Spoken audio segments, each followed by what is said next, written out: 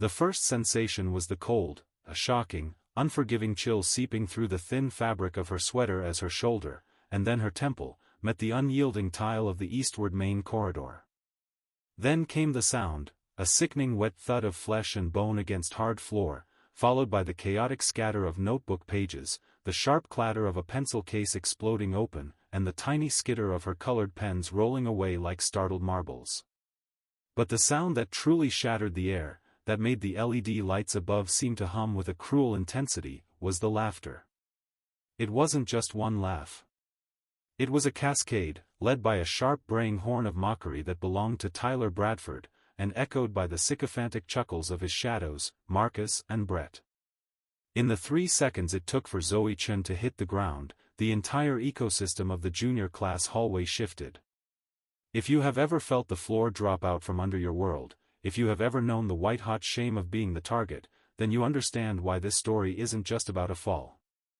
It's about the rise that follows. Zoe lay there for a moment that stretched into an eternity.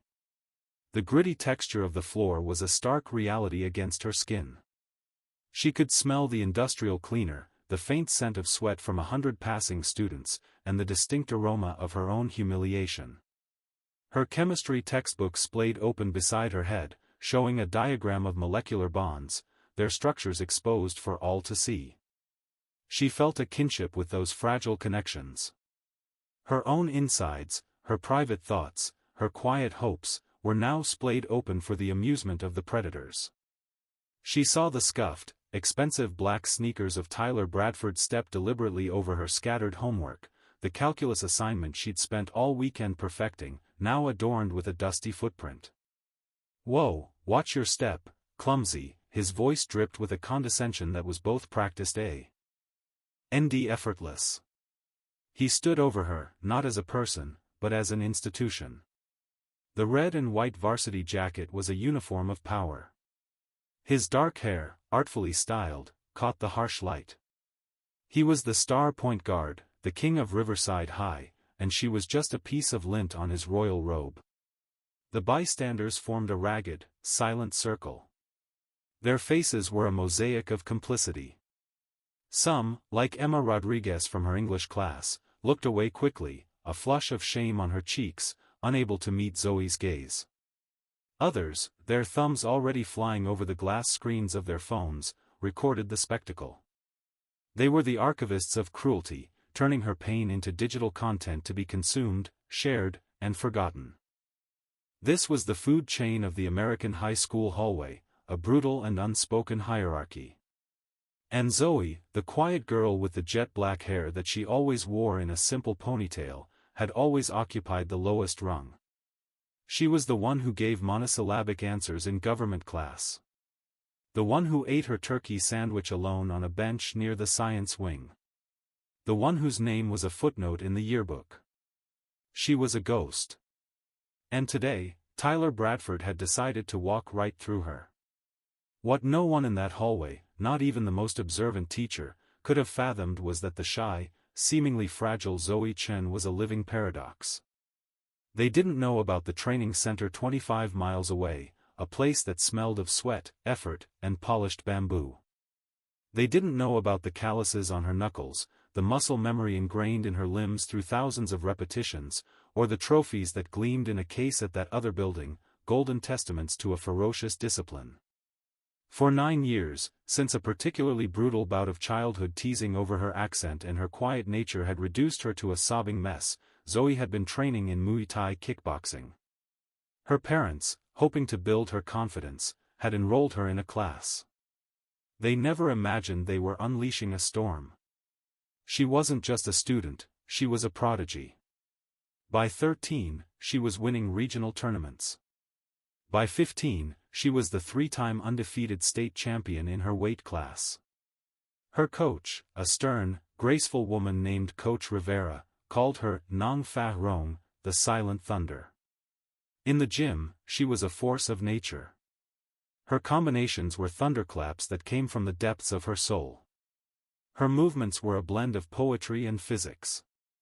Every block, every strike, every knee, every kick was a perfect equation of power and control. At school, she was Zoe, the ghost. It was a conscious choice, a pact she'd made with her parents and herself. She wanted a normal Lee Fei, a life where she wasn't the fighter girl. But as she pushed herself up from the floor, the heat of 100 stairs on her back, she realized the fundamental flaw in that plan. You can't have normalcy when you are seen as prey. She didn't cry. She didn't shout. She simply began to gather her things. Her movements slow, deliberate, almost ritualistic. She ignored Marcus's offered hand, a gesture that felt more like a prop in their performance of dominance than any genuine offer of help. When her eyes met Tyler's, he actually flinched. He was expecting tears, a whimper, a plea. He was not expecting the cool, flat dark brown assessment he found there. It was the look a hawk gives a field mouse before the dive.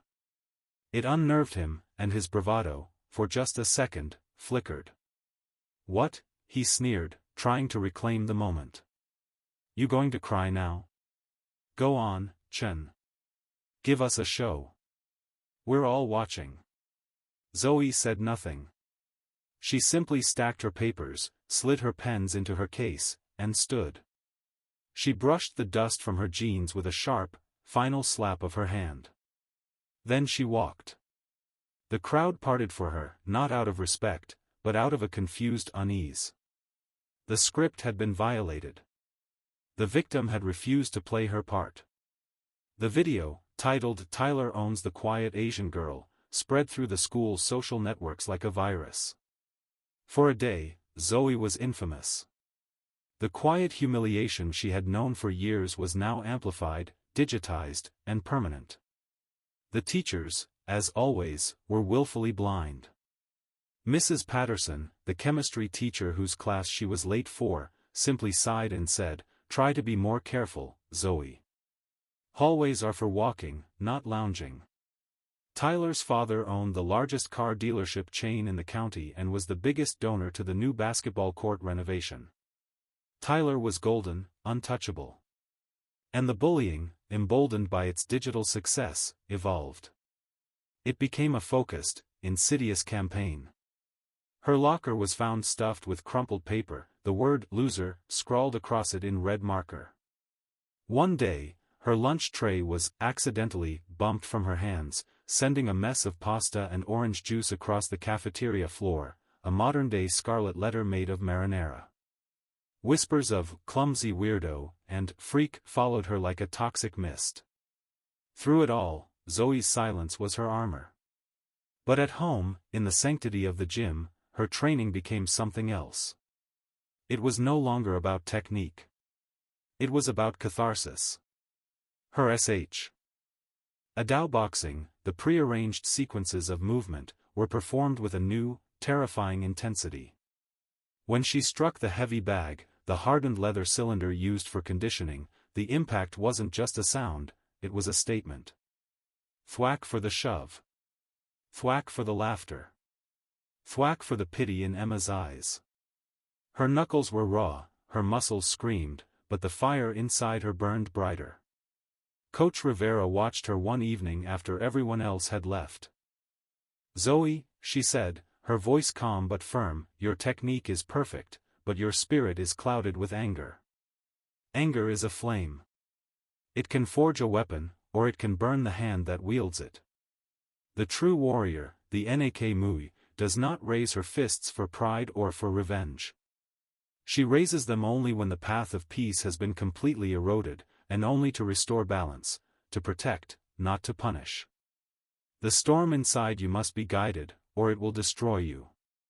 If you're enjoying this story of resilience and transformation, hit that subscribe button now. We share stories that inspire strength and courage, and your support means everything. Now, let's continue. The pivotal moment, the event that turned a private war into a public spectacle, was the winter pep rally. The entire student body was packed into the sweltering gym, a cacophony of shrieks, stomping feet, and the blaring school fight song. The air was thick with the smell of popcorn, sweat, and cheap body spray. Tyler Bradford was, of course, the sun around which this noisy universe revolved. He led the chants, his voice amplified by a microphone, his smile a blinding beacon of privilege. During a series of silly games designed to humiliate teachers and selected students, the principal, a well-meaning but oblivious man named Mr. Harrison, called for student volunteers. Tyler, his eyes scanning the bleachers with predatory glee, found his target. He pointed a finger, a modern-day bolt of lightning, straight at Zoe. She was trying to become one with the metal bleachers, her book a shield in front of her face. "Let's really get this spirit going." Tyler boomed into the mic, "How about we see what the quiet ones can do? Come on down, Chen. Don't be shy. Let's see if you can stay on your feet for this one." The crowd roared its approval, a mindless, joyous beast. It was a trap, beautifully baited with peer pressure and school spirit. Zoe's blood ran cold, then instantly boiled. She replayed Coach Rivera's words. In her mind, the path of peace has been completely eroded. She closed her book. She stood. And she walked down the bleachers, each step feeling like she was descending into an arena. The challenge was a classic break, a 1-inch thick pine board with your hand. The woodshop teacher, Mr. Daniels, held it steady. Tyler went first, of course. He made a huge production of it, rolling his shoulders, shaking out his hands, playing to the crowd. He took a wild roundhouse swing, more suited to a bar fight than a martial arts demonstration. The board cracked, messily, splinters flying. The gym erupted. He basked in it, holding the two pieces over his head like trophies, a triumphant gladiator. Then it was Zoe's turn. The snickers were audible as she stepped forward. Mr. Harrison joked, "Okay, Zoe, you might need a running start. Don't hurt yourself." She ignored him. The world narrowed to the board in Mr. Daniels's hands, the grain of the wood, the slight knots, the way the light reflected off its surface. The noise of the 1,000-strong crowd faded into a distant, muffled roar. Her breathing slowed, becoming deep and rhythmic. Her feet settled into a natural, balanced stance, so subtle most wouldn't even notice the shift. She wasn't Zoe the victim. She wasn't even Zoe the student. She was a vessel for 9 years of discipline. Her right hand formed a perfect ridge hand strike. There was no wind-up, no theatricality. It was a simple, explosive extension of her body, a straight line from her core to the center of the board. The sound it made was not a crack. It was a deafening, conclusive snap that cut through the noise of the gym like a gunshot. The board didn't just break. It seemed to disintegrate into two perfectly clean pieces that clattered to the floor with a final, resonant thud. The silence was immediate and profound. It was a physical presence, heavy and shocking. 1,000 faces, once contorted with mindless cheer, were now frozen in disbelief. Teachers on the stage stared, their mouths agape. Tyler's triumphant smile had melted away, replaced by a slack-jawed expression of pure, unadulterated shock. He looked from the broken pieces on the floor to the quiet, unassuming girl who had done it with an efficiency that mocked his own messy effort. Zoe didn't smile. She didn't raise her arms. She simply brought her hands to her sides, bowed slightly, informally, to a stunned Mr. Daniels, her face an unreadable mask of calm. Then she turned and walked back to her seat. The sea of students parted for her, not with confusion as before, but with a new, odd, and slightly fearful respect. A single word was whispered from one person to another, a ripple becoming a wave: kickboxer. The aftermath of the pep rally was a seismic shift. The video, "Quiet Girl Absolutely Destroys Tyler Bradford," went viral, surpassing the original bullying video in views and comments. Overnight, Zoe was no longer a ghost. She was a mystery, a legend. But for Tyler, the humiliation was a poison. A shy, quiet girl had publicly dismantled his image of invincibility. The whispers in the hallways were no longer just about her. They were now about him. Did you see his face? She made him look so weak. His pride, the foundation of his entire existence, was cracking. The final confrontation was inevitable. It happened in the same hallway a week later, as if the universe demanded a symmetrical conclusion. He cornered her by the lockers, his face a twisted mask of rage and wounded ego. Marcus and Brett were with him, their usual smirks replaced by grim determination. The crowd gathered instantly, a hungry audience sensing a climax. Phones were raised, the red recording dots glowing like the eyes of predators. "You think you're so tough now?" Tyler spat, his voice low and venomous. "You made me look like a joke in front of the whole school." He shoved her shoulder, a hard, aggressive push meant to intimidate. "I don't want any trouble, Tyler," Zoe said, her voice clear and steady, carrying in the sudden hush. It was the first time many had heard her speak with purpose, and the authority in it was startling. "It's a little late for that," he snarled, and he shoved her again, harder, putting his whole body into it, aiming to knock her to the ground just as he had the first time, to reassert the natural order. But Zoe didn't budge. Her root was deep, her stance immovable. As his hands made contact with her shoulders, her own body became an instrument of applied physics. It was so fast, so fluid, it was less a fight and more a demonstration. Her left arm came up in a rising block, not to stop his force, but to redirect it, guiding his thrusting energy harmlessly past her head. Simultaneously, her right leg executed a perfect sweeping kick, hooking behind his forward ankle. She used his own aggression, his own weight, his own momentum. He was a puppet, and she had just cut his strings. One moment he was the aggressor, the next he was airborne, his body parallel to the floor for a breathtaking second before he landed on his back with a loud, breath-stealing whump. The collective gasp from the crowd was a sound of pure, unadulterated shock.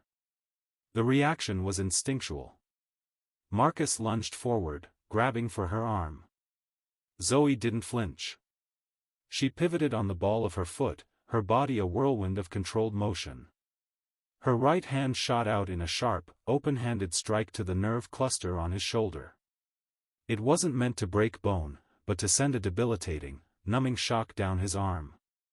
Marcus cried out, his grip releasing as his arm fell uselessly to his side, a pins and needles fire raging through it. He stumbled back, colliding with a wide-eyed Brett, who froze, his will to fight evaporating on the spot. The entire exchange, from Tyler's shove to Marcus's retreat, took less than 4 seconds. 3 moves, 3 threats neutralized. No fists thrown, no kicks launched. Just precise, devastating efficiency. Zoe stood over Tyler, who was wheezing, trying to draw air back into his lungs. She didn't look triumphant. She looked resolved. The storm had passed. "I said I didn't want any trouble," she repeated, her voice calm but carrying an undeniable power. "The next time you touch me, I won't be so polite. My gym teaches self-defense, but my coach also taught me that once the threat is neutralized, the fight is over. You are neutralized, Tyler." Then she slowly turned her head, her dark brown eyes scanning the circle of phones, meeting the lenses one by one. "And for everyone filming this," she added, a flicker of something sharp and knowing in her gaze, "I hope you got my good side." She then turned and walked away, not with haste, but with a quiet, unshakable dignity. She left behind a silence more powerful than any applause, and a legend that would be told and retold for years to come. The videos from that day, titled "The Quiet Girl Kickboxing Champion Destroys Bullies," exploded. They were picked up by local news, featured on sports blogs, and discussed on online forums. She was hailed as a hero, a symbol for the anti-bullying movement. But for Zoe, the public victory was complex. The notoriety was a heavy cloak. Tyler, Marcus, and Brett were given suspensions. The school implemented a new, serious anti-bullying program. But the normal life she had craved was gone forever. In the weeks that followed, a different kind of quiet settled around her. It wasn't the silence of isolation, but the silence of respect. Students who had never seen her now nodded in the hallways. Emma from English class started sitting with her at lunch, tentatively at first, then with genuine curiosity, asking about Muay Thai, not as a weapon, but as an art. Zoe learned that her strength wasn't just in her ability to break boards or defend herself. It was in the courage to finally stop hiding. The quiet girl was gone. In her place was Zoe Chen, a person who had walked through fire and emerged not scorched, but tempered. She learned that sometimes the greatest strength is not in hiding your light to avoid attention, but in letting it shine so brilliantly that it forces the shadows to retreat, illuminating a path not just for yourself, but for everyone else who has ever been pushed down. Her journey was one of silent pain, breathtaking resilience, and powerful empowerment. It was a story that unfolded in the most ordinary of places, revealing the extraordinary battles fought there every single day. It makes me wonder about all of you watching this in your own corners of the world, facing your own quiet battles, your own hallways, your own offices, your own personal STR. Uggles. From which part of the country are you watching this video? Let me know in the comments below. I read every single one because every single one of you has a story. And if this story resonated with you, if it gave you even a moment of inspiration or hope, please subscribe to this channel. We're building a community of people who believe in rising above, in finding strength in unexpected places, and in never letting anyone else write your story. Your subscription helps us share more stories like Zoe's, stories that matter, stories that inspire. Hit that subscribe button and join us on this journey. Thank you for being here.